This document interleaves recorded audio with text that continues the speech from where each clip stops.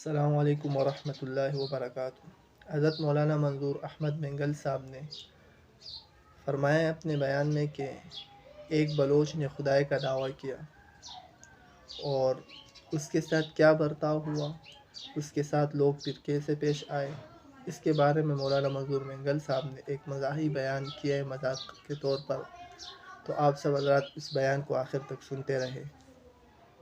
اس میں اللہ کا بھلا کریے کہ کیا ہے، اس میں خدا بھی۔ ہمارے ایک بلوچ نے اس نے دعویٰ کیا کہ میں خدا ہوں۔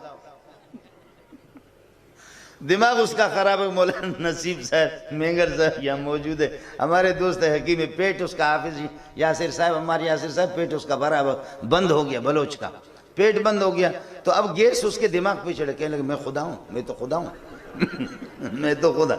مجھے لوگوں نے بتایا، میں نے کہا کہ بھئی آخر پنجاب والے کوئی نبوت کے دعویٰ کرتے ہیں، کوئی پتہ نہیں کیا دعویٰ کرتا ہے، کوئی ولایت کا، کوئی غوث، اور ہمارے بلوچوں کا بھی تو حق بنتا ہے نہیں بنتا؟ میں نے کہا ہمارا بھی تو حق ہے نہیں ہے، اور سارے کے سارے بھی اللہ ہندوستان کی پنجاب کی بات کر رہا ہوں، ہندوستان کی پنجاب کی بات کر رہا ہوں۔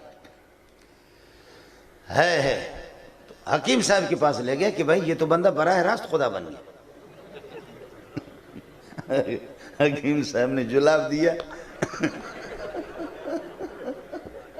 یہ بعد میں مولانا نصیب صاحب ناراض بھی ہو جائے گا، وہ بیٹھا ہوا ہے۔ حکیم صاحب نے اس کو جلاب دیا، 2-3 دن جو ہے نا باتھ روم جاتے رہے، برا ہو گیا۔ اب یہ رخسار اندر دب گئے، ایسا جلاب اس نے گرم دیا۔ اس کے بعد پوچھ رہے کہ تم کون ہو، کہتے میں تو بلوچ ہوں۔